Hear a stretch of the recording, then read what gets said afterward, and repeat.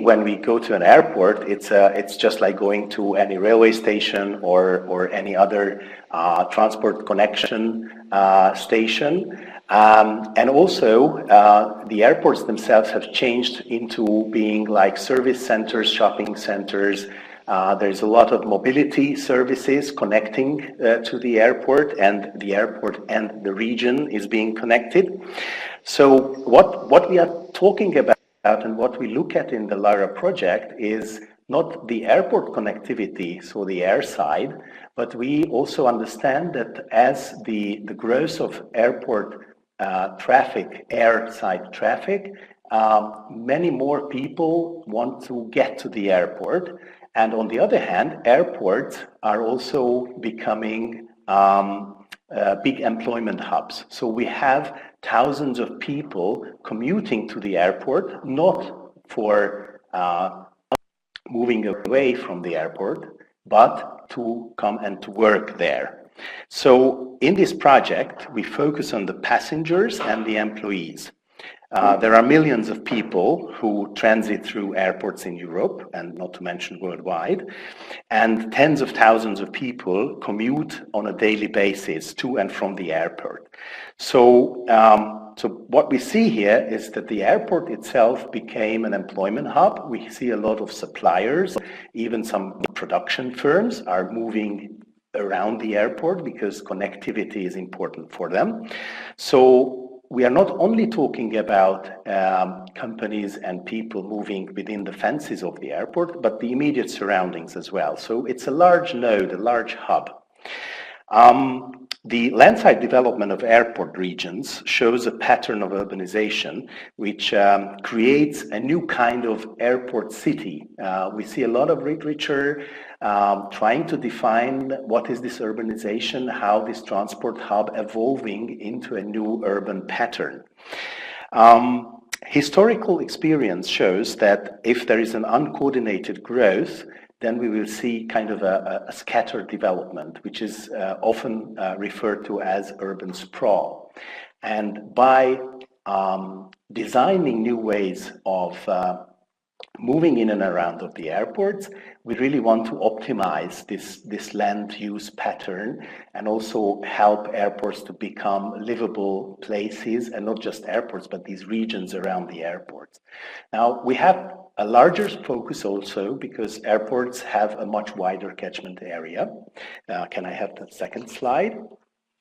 And we are also working in a context of transnational cooperation. So we are really looking at airports, the immediate surroundings of airports, the main linkages between airports and the wider region, and we are making comparisons between different countries of Central East Europe. So this is a program which is funded by Interreg Central Europe, and here you can see the cooperating partners, and the main thing that we have 10 project partners and 5 associated partners, and it's a mixed group. So we have local governments, we also have airport operators, we have regional development agencies, and but mostly our focus is on how the airports are tackling with this landside accessibility problem. And we have, you can see here, Vienna, Budapest, Warsaw, Milan, Stuttgart, Dubrovnik, and Poznan, cities which have airports, and they are sharing their problems. We have 30 months to analyze and study and then come up with action plans and strategies, and our focus is really on the big picture. So we are not only interested in finding out solutions for the local problems, but solutions for somehow generic transnational level solutions as well. Next, please. So when we are talking about the mobility relationship of airports and the functional urban areas, the first things that comes into the discussion is congestion, how to ease the congestion, how to manage the traffic and the transportation flows. For the people living in the vicinity of an airport, besides traffic jams and the constant flow of traffic, there are other negative consequences. Loss of the natural habitat, pollution, it's emissions and noise pollution, which are very important.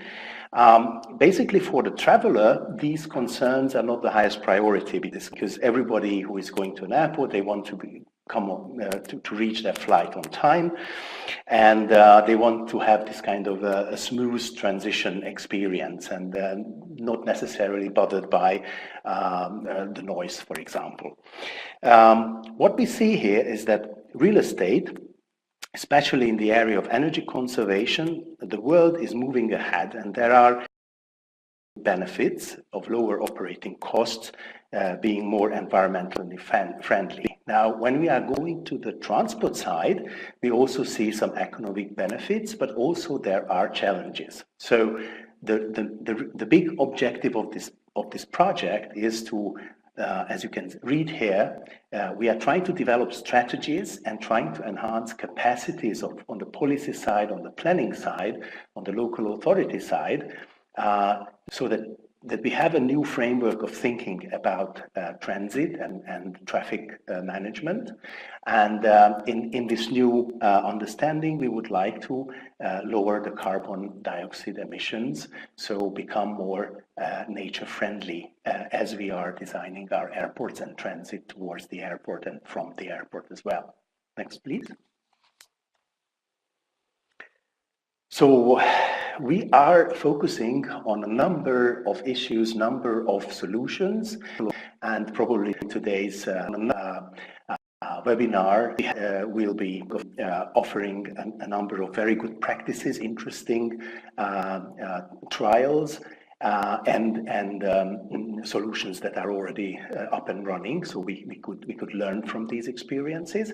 As you can see here, we are considering electric mobility, one possibility to reach these goals, providing air rail links, so the railway network integration of the airports into the national and international railway networks.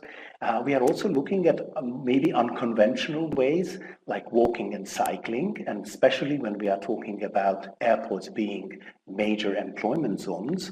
So we have this commuting traffic, and probably with a multimodal solution, walking and cycling, if there are interesting solutions and we can motivate people, it could be an opportunity to reduce, for example, the automotive, the use of the own car. Shared mobility is another concept which is interesting to test. And we are also looking at how ICT, so the information technologies, are influencing our behaviors and enabling new mobility patterns to come up. And this is also linked with the wayfinding, as in our digital world, more and more people are accustomed to use these tools. And of course, last but not least, public transport has a role in this strategy as well. So what is the brief outline of the project is that we first looked at our examples, our locations, developed some understanding. We did a lot of surveys. Then we are looking into some testings of ideas, trying to change behavior. So we are not only looking at the hard infrastructural improvements that you can do to reach this goal of lowering the carbon emissions. And then based on these results, we are trying to build strategies on the local scale, but also looking into the transnational level. Yeah, next, please. So, as you can see here, this is kind of a step-by-step approach. We have a tool development ongoing at the moment, where we are looking into how employees could be motivated and informed about their choices, and also we are offering some solutions to the passengers. Based on these results and using all the experiences that we gained through our surveys, we are now developing a transnational action plan, and all these planning exercises will be distributed via a learning platform. We really want to use our understanding and our solutions to influence the policy makers to equip the public servants who are working in transport planning and give them kind of new ideas or new orientation. Next, please. So if you want to follow the project, we have a dedicated website, and also our Twitter account offers fresh updates of these reports, and we are making accessible all the surveys, the research. There are a lot of reports which are available for everybody to learn and to get a deeper understanding of the project and of the subject, because it's the project is only a tool for reaching the means. So I think this is it as a. So hello everyone. Thanks for inviting me to speak today. It's great to be here virtually. So this is exciting for me. So my name's John Geelan and I work for Steer. I'm a principal consultant and I've been with the company for 15 years, and we were commissioned to deliver this project on behalf of SEA and the LERA project to deliver this. So and focusing on best practice initiatives across Europe and North America. And we're looking at the 7 key themes of which the project looked to focus on. So those key thematic areas were electromobility, air rail links, walking and cycling, shared mobility, intelligent transport systems, where we focused on the development of apps, wayfinding and road-based public transport. In terms of the method that we used to deliver the project, we did 20 case studies across 16 different airports. Some of those were in North America, the rest of them were in Europe. And the output of the study is a range of recommendations through those 7 different thematic areas, really aimed at those who have an interest in taking forward those recommendations. If you could do the next slide, please, that would be great. So this slide here just focuses on where we looked. So first of all, looking at electric vehicles, we explored case studies in Vancouver, Amsterdam, and at Stockholm Arlanda airports. For rail air links, we looked at London Stansted, Manchester, both in the UK, and then also Stockholm Arlanda Airport and Oslo. And then for active travel, went back to Vancouver to look at what they were doing there, and then looking at Geneva and the great work that was done in Geneva. In terms of carpooling and car sharing, again back to Stansted, looking at their car sharing program for employees, and also Vienna and Brussels, where we looked at their carpool program aimed at customers.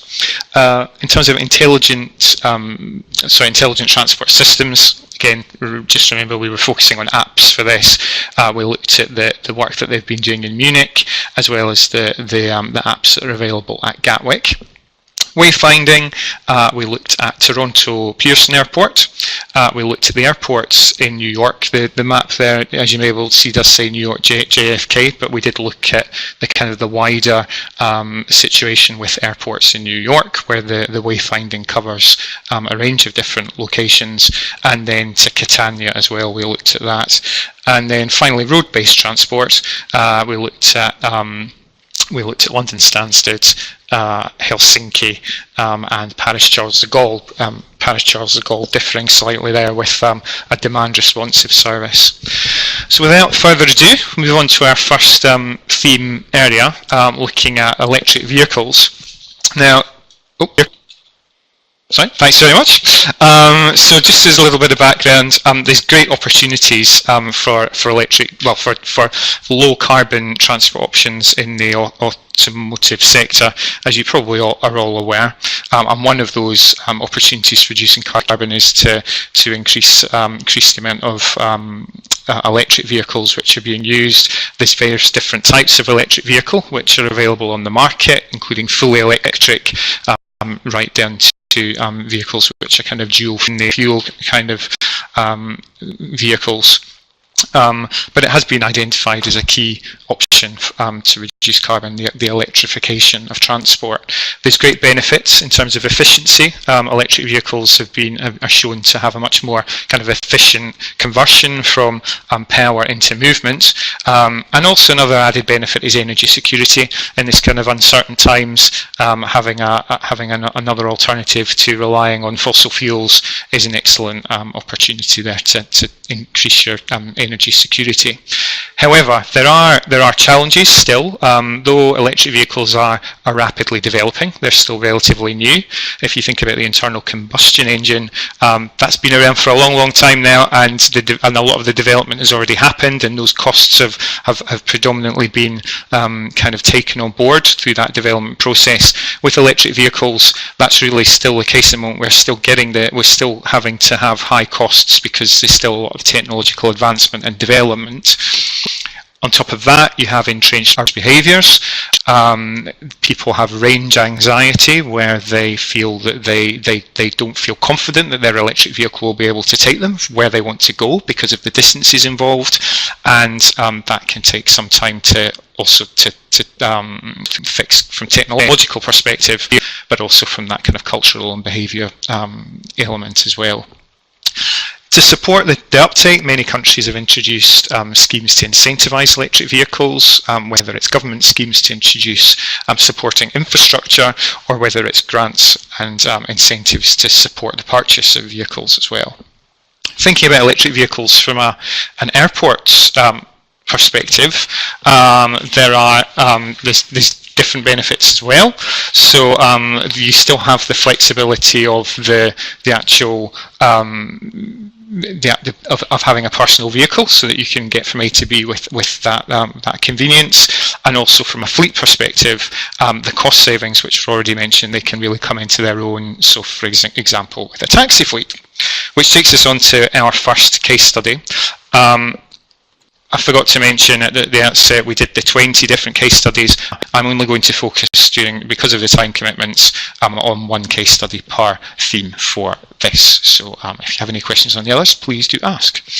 So yeah, looking at Amsterdam, those of you who are familiar with Amsterdam Airport will know that it's relatively large, and it's got 68 million passengers, and it's approximately 20 kilometres outside of Amsterdam city centre. It's really well connected to the city and the wider area by rail, bus, taxi and cycle links, and our case study focused on the electric taxi fleet which has been introduced at the airport.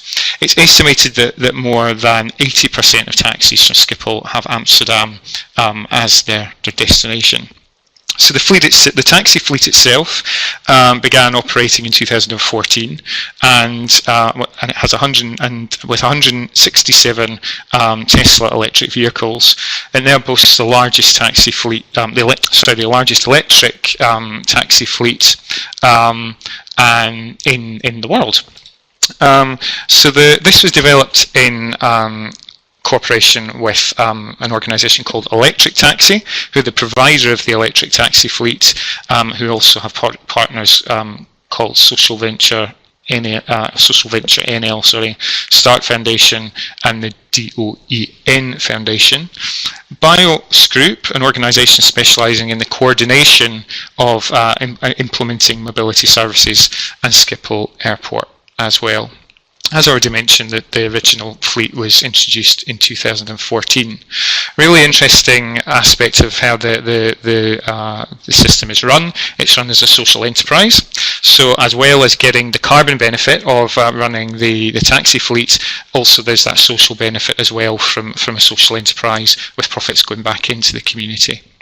In terms of the regulatory and policy context, I already alluded to some countries have a very supportive policy regarding electric vehicles, and the Dutch Ministry of Infrastructure and the Environment, they provide incentives for electric vehicles. At the time when we did the study, it was €5,000, and then on top of that, the Amsterdam government also provided an additional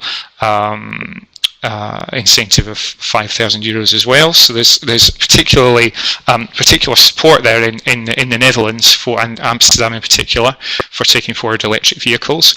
In Amsterdam also there is the Clean Taxi for Amsterdam Covenant, where taxi companies are incentivized to have basically the cleanest vehicles possible, where they get incentives, including locations where they can use the taxis, and disincentives from using more polluting vehicles.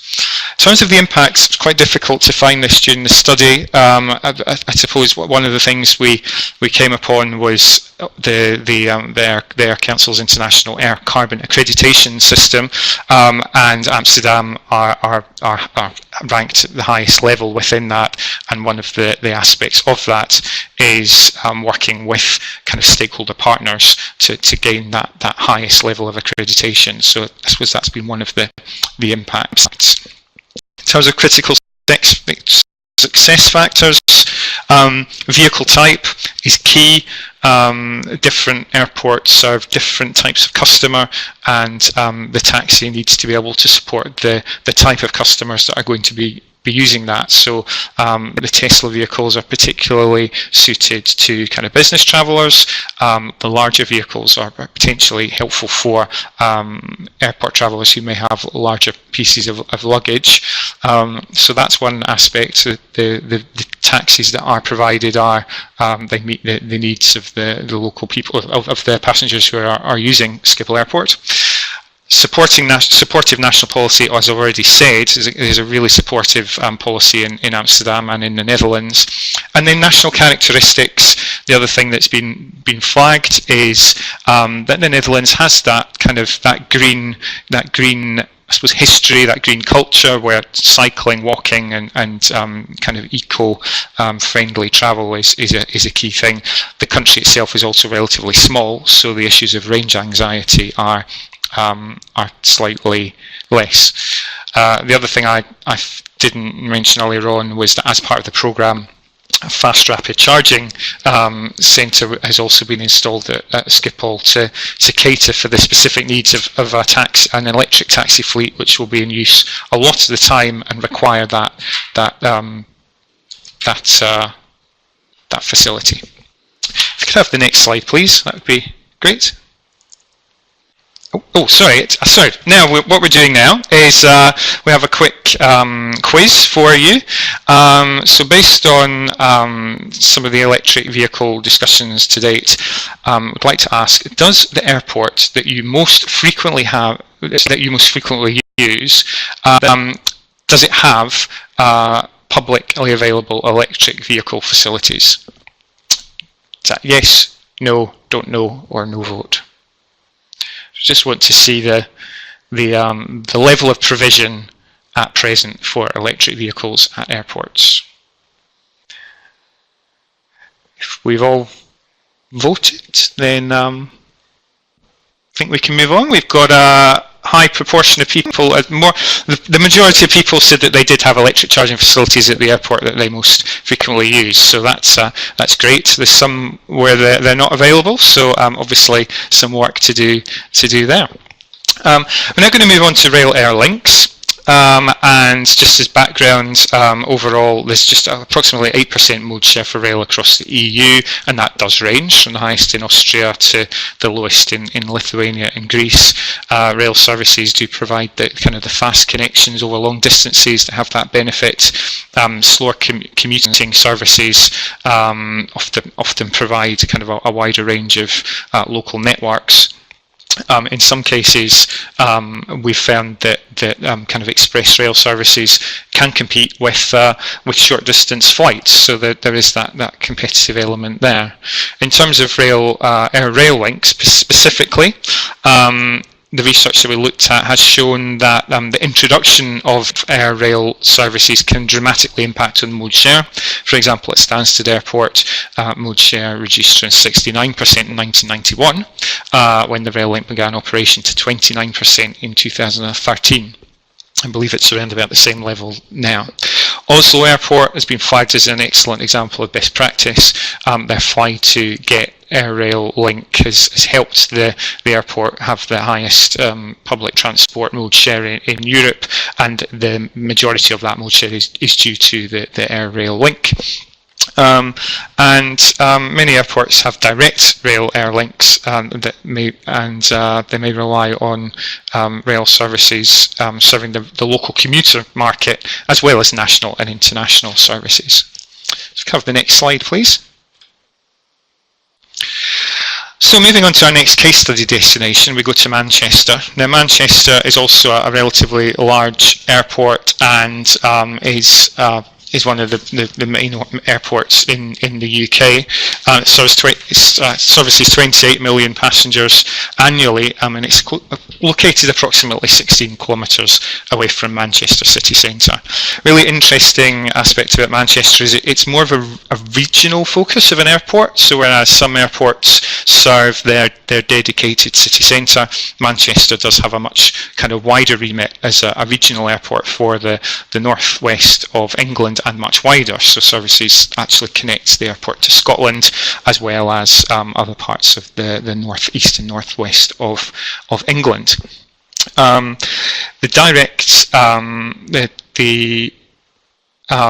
airport has a train station within the terminal building. And that has undergone expansion over the years.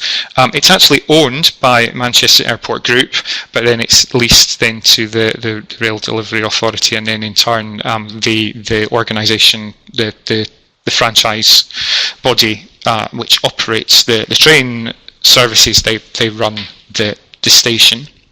And one of the interesting things for Manchester is that they have a station travel plan.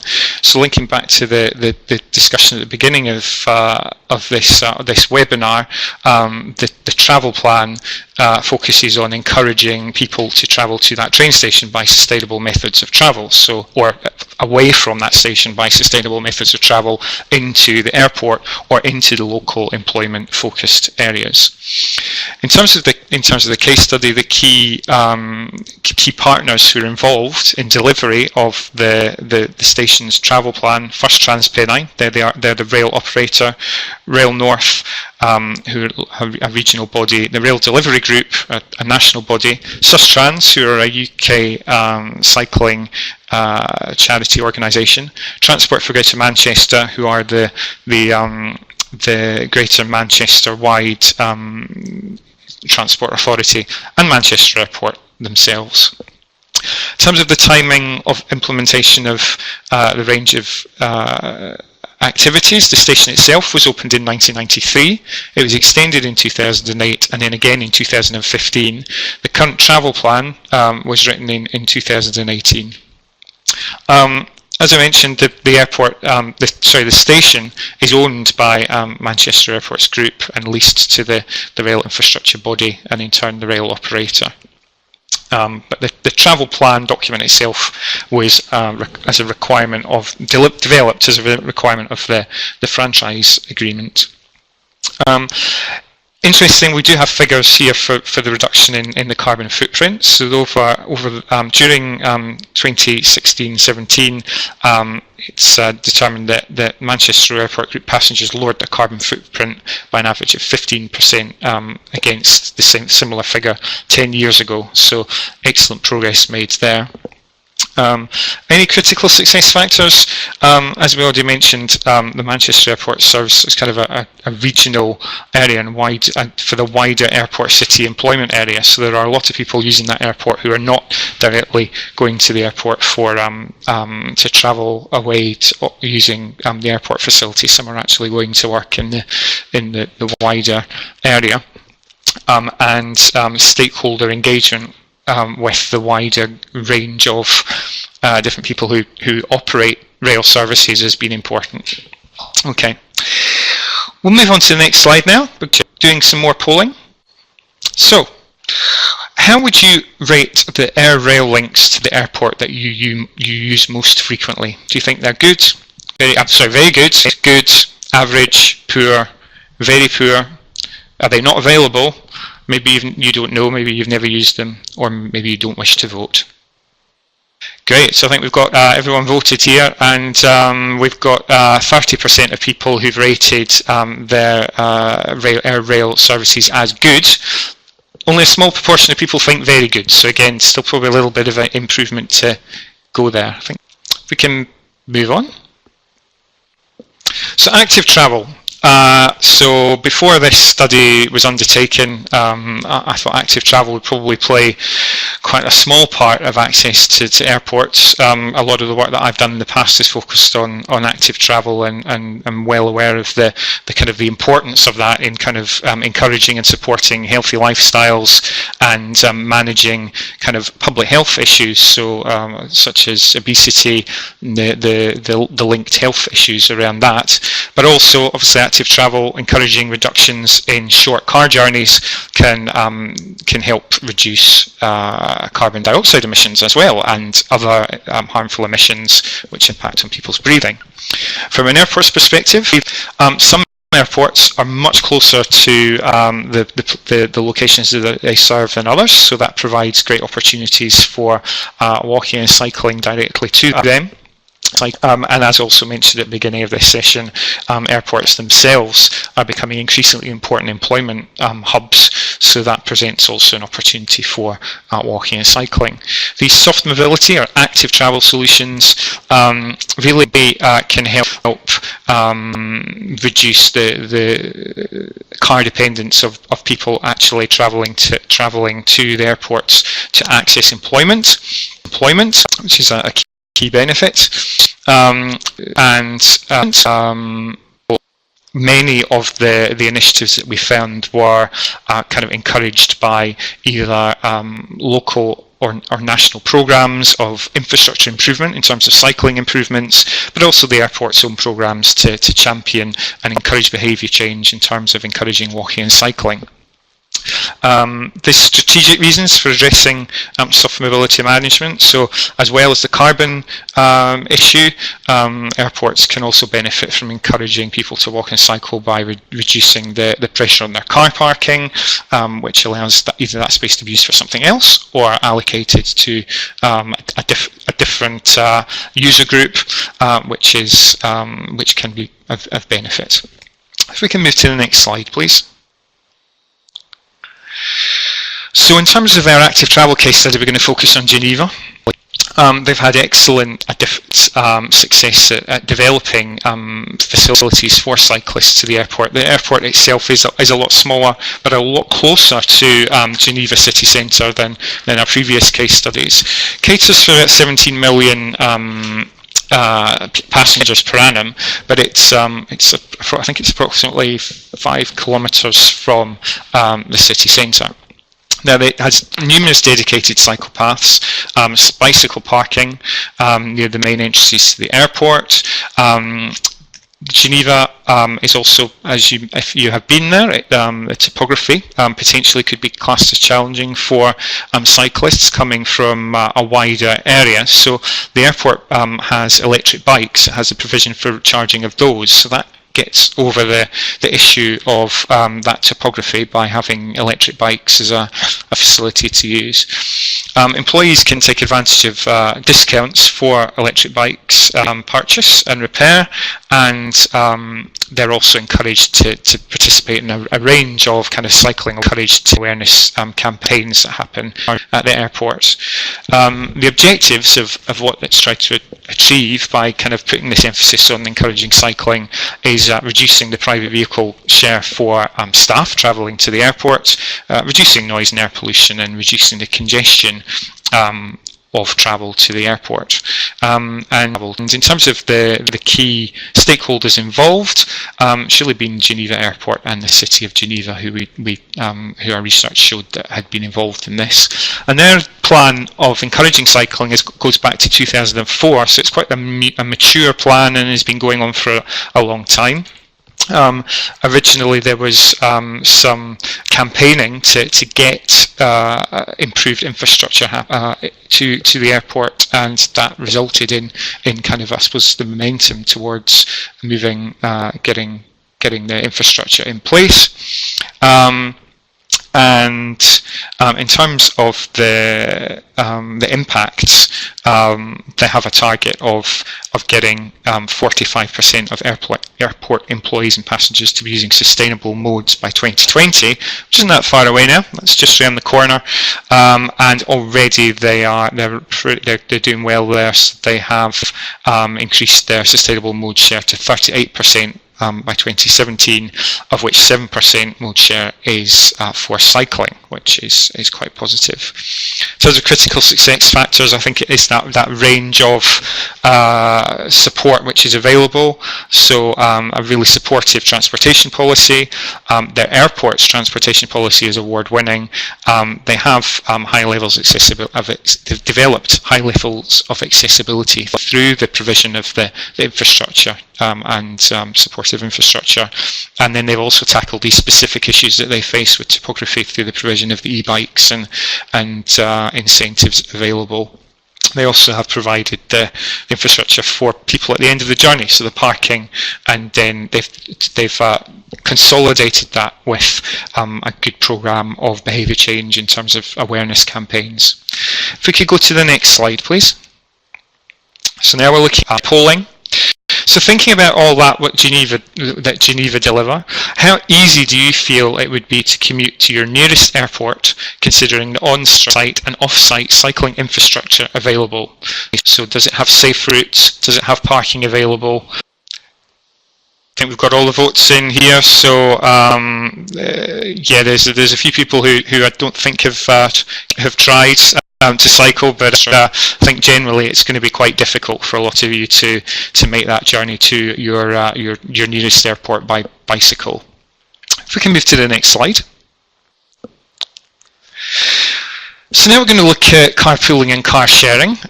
So car sharing is increasingly common in terms of the terminology.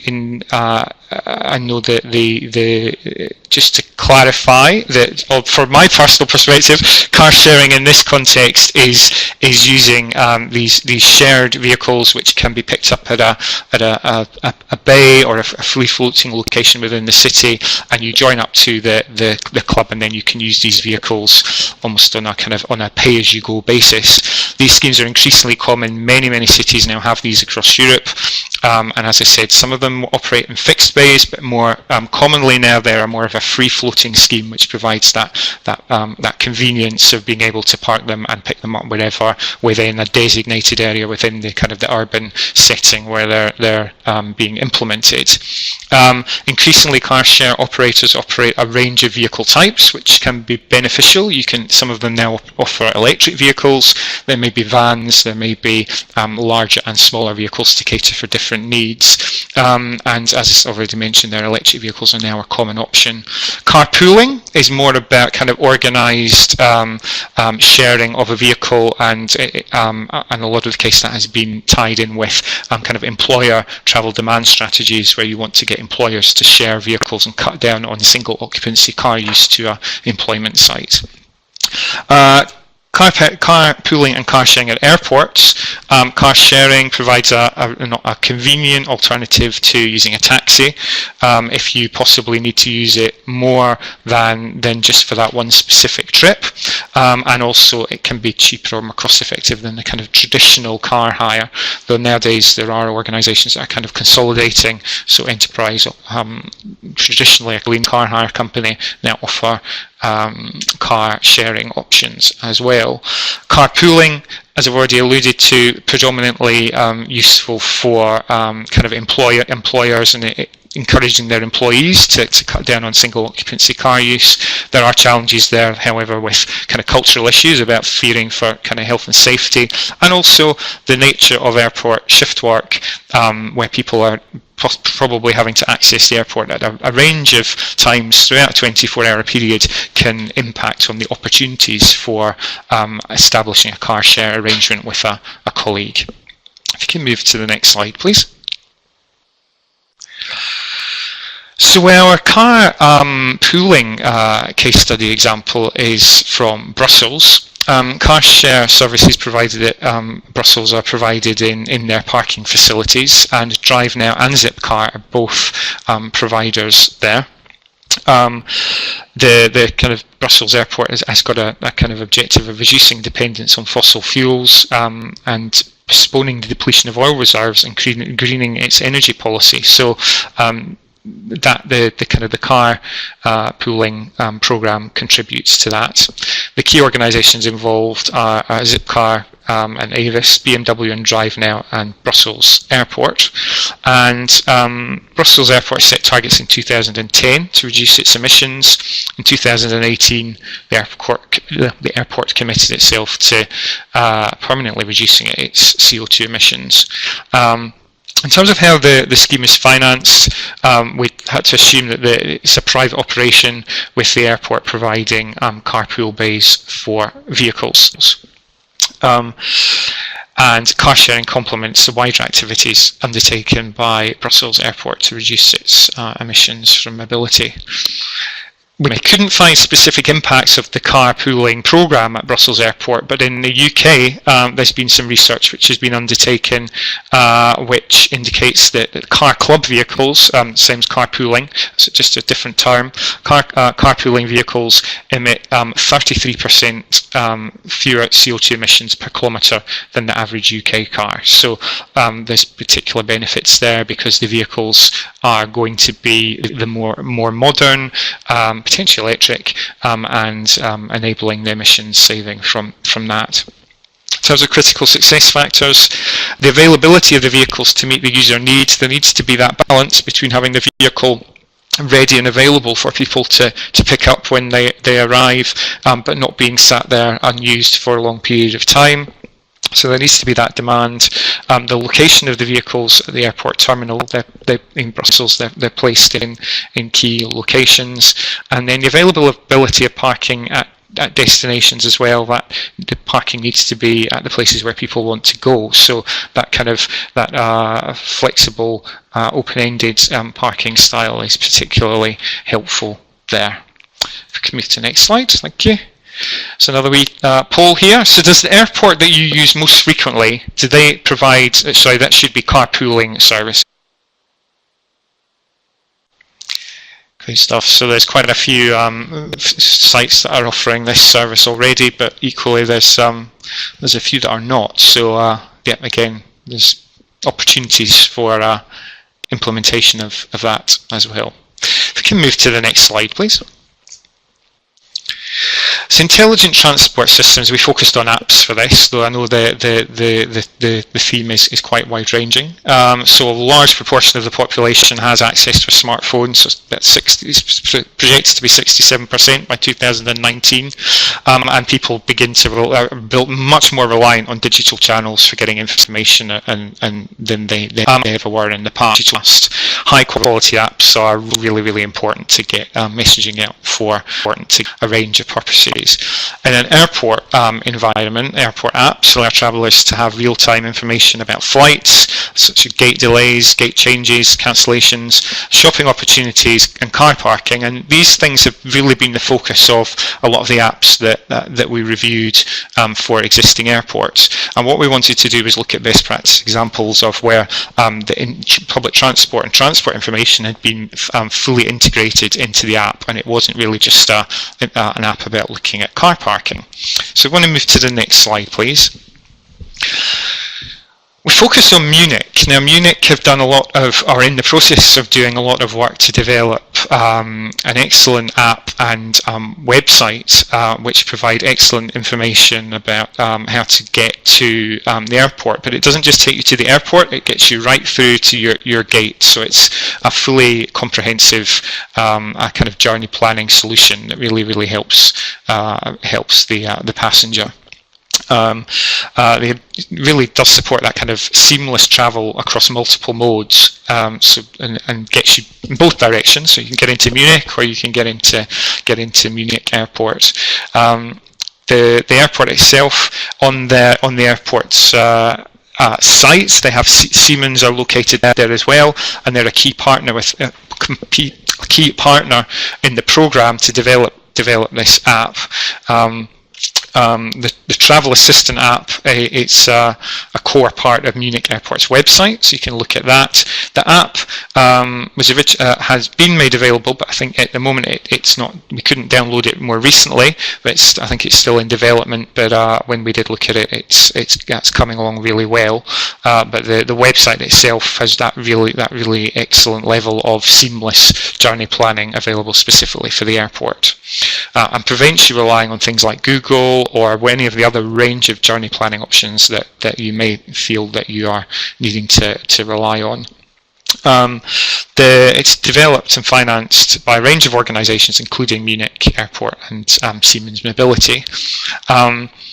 The programme itself, it links with the airport's innovation strategy, and in terms of regulation, I'm sure you're all aware of the GDPR regulations which have come through. That is one of the key aspects of data sharing and managing that in a way that's compliant with the GDPR policy. In terms of impacts, the website already provides full journey planning information, and it removes the necessity of different journey planners and websites. So there's a great kind of one-stop shop there, so that provides it makes it easier for customers. I think in terms of the critical success factors, it's the close relationship between the airport, public transport agencies and the technology companies to allow that sharing of information, to allow that consistent sharing and all that information to come together in one place. If you can move to the next slide, please. So another poll, for your most recent journey to an airport, how would you rate the quality of digital information available? Was it up to date? Was it comprehensive? Was it easy to understand? And was it easy to access? Great, so people are kind of rating their quality of information is pretty good, really. So that's good to hear. But yeah, excellent. Okay, next slide. Wayfinding. So wayfinding is a kind of important because it helps people get from A to B, but it also establishes the character of a local area. It can make a location feel much more friendly and welcoming, and effective wayfinding information.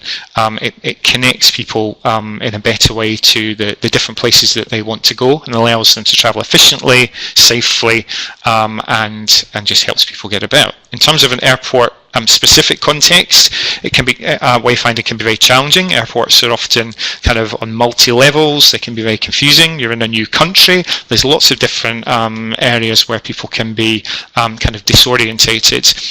So it's a fundamental part of the airport, the user's experience when they're in an airport. If wayfinding is good, it provides them more control over the journey and allows them to just get around the airport. But the wayfinding doesn't just stop as soon as they leave the airport. Providing the kind of information about how to get from the airport to the wider area is also something that can be an important consideration in good quality wayfinding, as we will find out on our next slide, please. So we're going across the Atlantic now to look at New York. Now in New York, there are a number of different airports and three key ones, and each of them had their own different wayfinding information, which had developed over a number of years. And it was decided that they wanted a kind of comprehensive, coherent approach to wayfinding based on some best practice work that had been done elsewhere, I believe in Amsterdam. So the same architects were kind of used to help develop a kind of consistent wayfinding strategy for John F. Kennedy Airport, Newark Liberty Airport, and LaGuardia Airport as well. So they wanted to apply it to all airport terminals, roadways and parking facilities, and it was to have the level of detail to allow passengers from all over the world to get to the various different parts of the area that they needed to get to. In terms of key stakeholders, it was the Port Authority of New York and New Jersey and Bureau, forgive my pronunciation, And so they developed these guidelines and implemented the improved wayfinding at the airports. The output of one of the outputs of this process was a manual for pedestrian signage and wayfinding. It was produced in 2013. And a survey of the new system confirmed that the system provided a significant level of improved customer satisfaction over what had been had before. In terms of critical success factors, colour coding increased the kind of visibility and information comprehensibility, and it allowed passengers to follow signs and throughout the airport, and gave people a kind of clear direction of travel to get from A to B. If we can move to the next slide, please. Considering the last airport they arrived at, how would you rate the wayfinding information guiding you from the baggage hall and your chosen method of travel away from the airport? How would you rate that within the information that you most recently arrived at?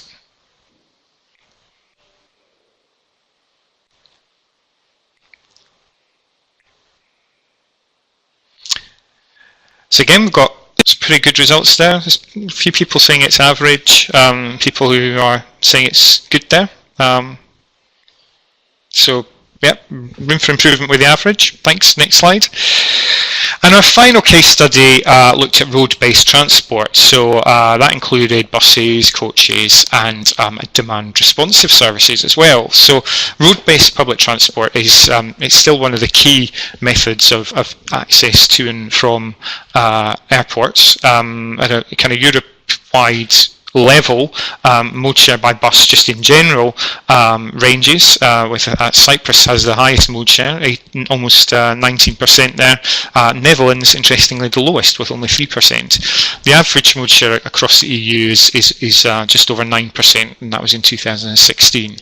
So buses can provide a lower carbon alternative to the private car, but many cities have experienced pollution as a result of kind of diesel emissions from buses. But buses are now becoming much more technologically advanced and looking to new fuels, and also electric buses as well, and these are becoming more mainstream. So buses are providing an increasing option for lower carbon travel. In terms of European mode share for access to airports by bus, again, this ranges depending on the airport, and there's no real conclusive study on this that we really could find, but from a small study, we found that there was 17% of a mode share for bus to airports. Looking at 5 UK examples, it ranged from 9%, much more percent, to 37%. Dedicated bus services often provide a kind of high level of quality of service, and nowadays they can provide Wi-Fi, comfortable seats, leather seats, and a relatively good level of quality. Some of the other services may be the kind of the local kind of standard commuter services that may serve passengers, but also commuters as well, and seems they can be varying quality of empty. Often road-based transport competes with rail services. So, for example, many of the airports in London have a direct rail connection to London, but also have provide coach services which connect as well. And bus services can be a victim of congestion. If we can move to the next slide, please. So our case study focusing on road-based public transport is actually slightly different. It focuses on on-demand services at Paris Charles de Gaulle Airport rather than kind of traditional fixed bus routes. The airport provides several on-demand services known as Filio, and these complement other traditional bus routes. There's 6 of these at the time of when we did the study. There were 6 of these routes in operation. And they provide kind of on-demand access for local people to access the airport for employment opportunities where they may not otherwise be able to access them if they don't have a private vehicle, or there are no other standard public transport services available. So really one of the two objectives of this are obviously to help from an environmental perspective, but also from a kind of a corporate social responsibility perspective, making sure that the airport can act as an employer for the local population. So in terms of the people involved, Keolis, so the operator of Filio, and there's a range of other French partners involved in the study. The services started operating as Alobus, and that started in 1998, so it's a pretty mature scheme, been going for a number of years now. As already mentioned, it links with the corporate social responsibility plan for the airport. In terms of impacts, the reliability and versatility of Alobus initially attracted a third of its passengers from the car, so that really flags, I suppose, the value that it can bring in terms of trying to reduce reliance on single occupancy car travel. And if you set these demand responsive services at the correct level, they can attract people away from their private vehicle. In terms of critical success factors, really it provides that flexibility to support these people who are travelling at a range of different times, kind of anti-social shift times, possibly at night time. It's bookable online, it's bookable on an app, and it's bookable by phone. So they've developed that kind of booking process to make it very, very easy. And as is evident from the patronage, it's attractive to those who previously used the private car. If we can move to the next slide. So considering bus and coach options to or from your most frequently used airport, how would you rate their quality in terms of frequency, reliability, the destinations that they serve, and the onboard services? So we're seeing quite a lot of average bus quality, I think, from the audience, so and some poor. So that's great. If we can move on. So finally, just recommendations for the key areas. So we've got recommendations in terms of electric vehicles. So we want you to develop an excellent electric vehicle program. You want that supportive policy environment. You want to ensure that the electric vehicles have the appropriate design to cater for the people who actually want to use them. You want to ensure that the charging infrastructure is in place. So think back to the Schiphol example. We had the fast charging for the taxi services. But if you're going for a public scheme, you may need that as well. And then attractive incentives to encourage people to actually take part to take up electric vehicles and take up their use. So it could be in Vancouver, we had there is free electric charging available at that airport for members of the public. In terms of opportunities, it provides the convenience of the private car, but with much lower carbon. We've got many countries already have those supportive policies. So we talked about the Netherlands. The UK has policy in place as well, though that has changed recently. Electric vehicles are increasingly becoming mainstream, and those kind of sunk costs will, as time goes on, be less of an issue, and vehicles will become more affordable. And then we also alluded to those fleet savings. So in terms of the taxi, the fact that electric vehicles have lower running costs, that can be of benefit. In terms of challenges, though electric vehicles do contribute to the lower carbon, they don't necessarily help with congestion issues, so that could still be a challenge.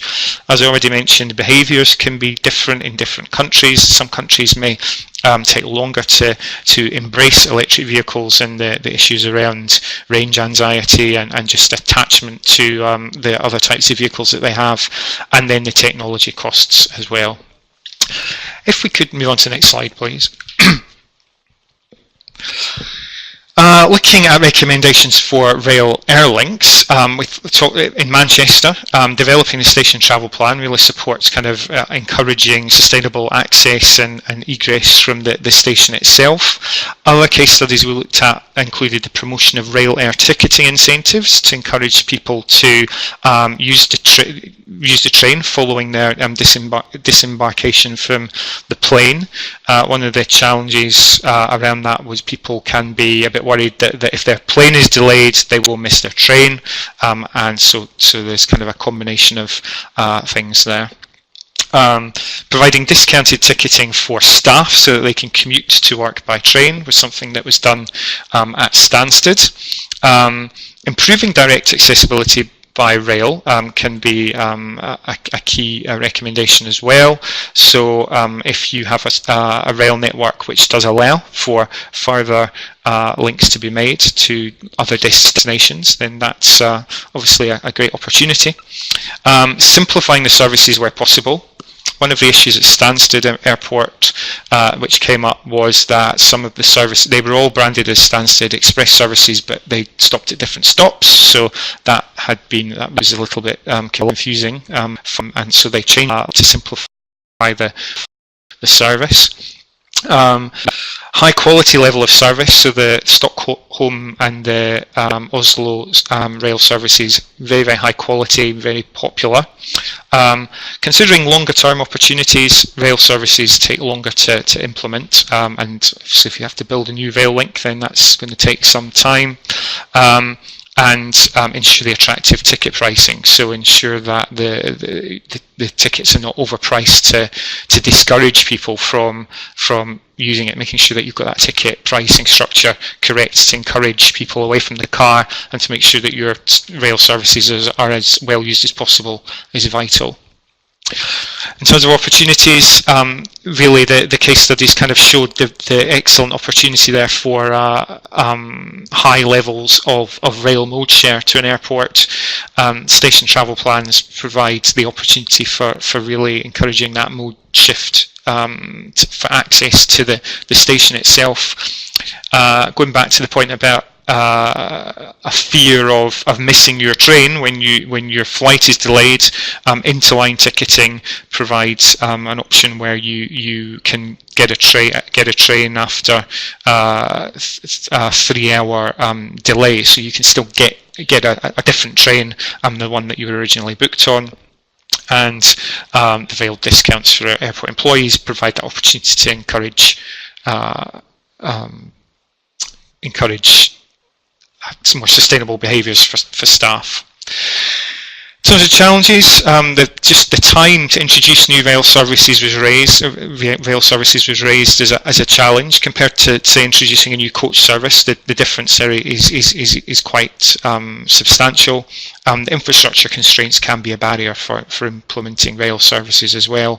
And I'm sure it's not just in the UK, but rail disruption can be a key issue, and making sure that all stakeholders involved in the airport and from the rail side have a good level of communication to manage times of disruption.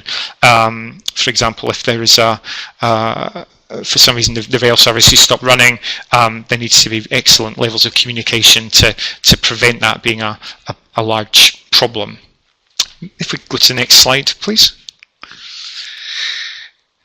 Okay, so carpooling and car sharing, the recommendations are that we really the car sharing vehicles need to meet the needs of the passengers, consider the potential for EVs, encourage partnership with airlines. So in Vienna, one of the outcomes of the case study was that car sharing organisations were partnering with Austrian Airlines to provide free membership of the car share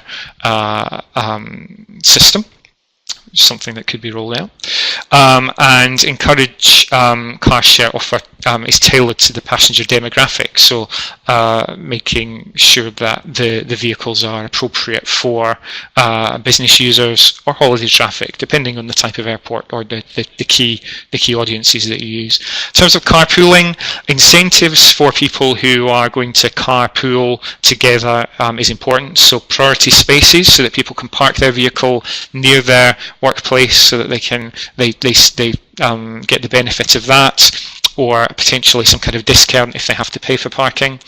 And then maximise the possibilities for matching. So if there are a number of different organisations using the same site or operating from the airport, there may be a number of different employers.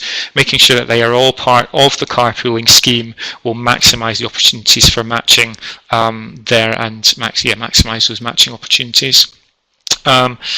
Car sharing talks about the opportunities there, so partnerships possibly with different airlines, and integration with journey planning, links in with the Munich ITS example where car sharing was integrated with the Munich online journey planner. So as a carpooling, it's a key measure within kind of workplace travel demand management programs, and there's new technology coming through where carpooling processes can be much more dynamic, and you don't have to be in this kind of rigid partnership with a certain member of a certain colleague, and it can be much more fluid, which can be more appealing and still work. In terms of challenges, car sharing schemes may still experience issues with availability. It can be quite challenging to get the right level of vehicle provision. In terms of carpooling, there's still a challenge with actually finding different people to match up with it when people are running different shifts. And there are still fears about personal security and convenience, and these are kind of behavioural issues that need to be overcome. If we can go to the next slide. In terms of intelligent transport systems, key recommendations, considering emerging best practices, it develops, as we mentioned, the Munich app example seems to still be in development, but was fantastic. So there's still a lot of work that can be done, or it is still being doing in this field, and a lot of the other apps that we looked at really weren't kind of at the same level. And the Munich Airport website was covered a range of information that you would want to know. In the shorter term, maybe raise the profile of dynamic information. So making sure that the information that is available on your app or your website is up to date with the most recent information. So if there is congestion on the motorway going into the airport or those kind of things, make sure that information is provided. And ensuring that the landside travel information is consistent. There have been experiences where different information sources, the app, the website, and information from airline operators has all provided different information. It's a particular issue at times of disruption if there's bad weather at the airport and the airport might be shut and you don't really know whose information to believe. In terms of opportunities, ITS itself in terms of apps, is rapidly developing, so this will become an ever increasing important place of information for people. In terms of the challenges, just that complex stakeholder relationship. There are so many different information bodies that need to contribute to a good app, a good, consistent and comprehensive transport app. If we can move to the next slide. Wayfinding, recommendations that the whole surface transport offer needs to be considered in wayfinding. It's not just about getting from one part of the airport to the other, and that the airport brand can be incorporated into that, so it can be a benefit to the airport to make a kind of consistent and pleasant kind of arrival experience. Developing guidance to allow the consistency of that branding oversights over time is also a key recommendation, so that as time goes on and people and airports develop or things change, that consistency can be maintained. In terms of opportunities, there's the opportunity to develop the link with airport branding, as already mentioned, and integration with all landside modes. So in our Toronto case study, there was real integration showing all the different transport modes that could be. It was a coherent link with the branding from the regional transport operator as well. So the challenge is maintaining that brand identity across varying different transit providers can be challenging, where they all have their own brands and own logos and things, and keeping the wayfinding system up to date over time certainly proved a challenge in New York. But going back to the guidance has met that challenge. me go to the next slide, please. And finally, road-based public transport. Key recommendations, high quality premier bus services, high frequency, that provide a 24-hour service, and modern and also have modern facilities such as Wi-Fi. So if you're going to have road-based public transport, it needs to be of a good quality to provide that good experience for passengers as they arrive. Provide high quality transport interchange facilities. A number of the airport case studies that we looked at were undergoing development of their transport interchanges. Oslo was one of them. Promoting the discounted season tickets and multi-journey tickets to staff. If you think about a multi-journey ticket, that provides the flexibility for staff who might be working on a shift basis to use public transport where public transport is available, but if they're doing a night shift and public transport isn't available, they can use their car, but they don't feel they have to use their car all the time. So it gives that, it reduces that tie-in, I suppose, to the private vehicle.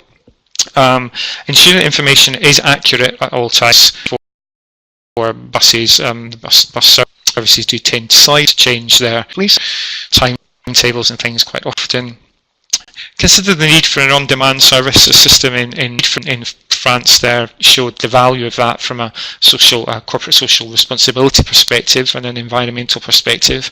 So it could be an excellent opportunity for airports across Europe.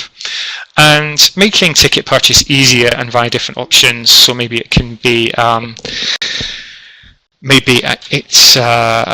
can be downloaded using an app or off a website, as well as being purchased from a ticket machine at the airport or from the driver itself.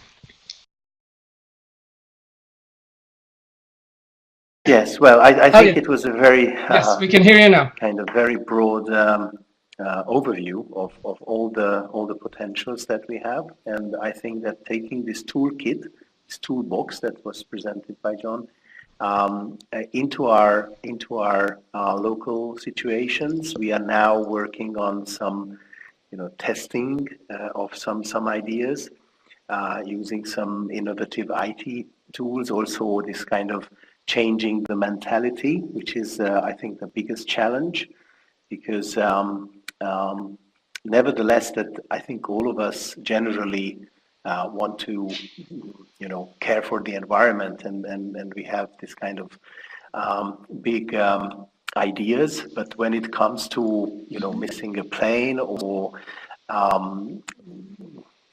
choosing a comfortable way, then I think most of us are really tempted to go for the fastest, the most convenient, and we are not taking into consideration other options or other consequences. So I think the challenge for Lyra is now is taking this kind of bottom-up view of looking at the local situations, understanding the context, and then coming to some conclusions. I think some of our trials will definitely move forward, and some will maybe not bring the result that we are expecting, but that's also the part of the learning experience. And then based on that, we can really come up with a kind of a more broader strategy, which may influence how transport to and from the airport in Central Europe and all over Europe will be planned in the future. Thank you so much, Gabor. And I would say, on a positive note, I think this weekend in Brussels, we had over 65,000 people marching for climate. And I think more and more, a lot of people are starting to realize that maybe not always the fastest alternative is the best alternative. And I think Lyra plays a big and important part in figuring this out. Thank you all for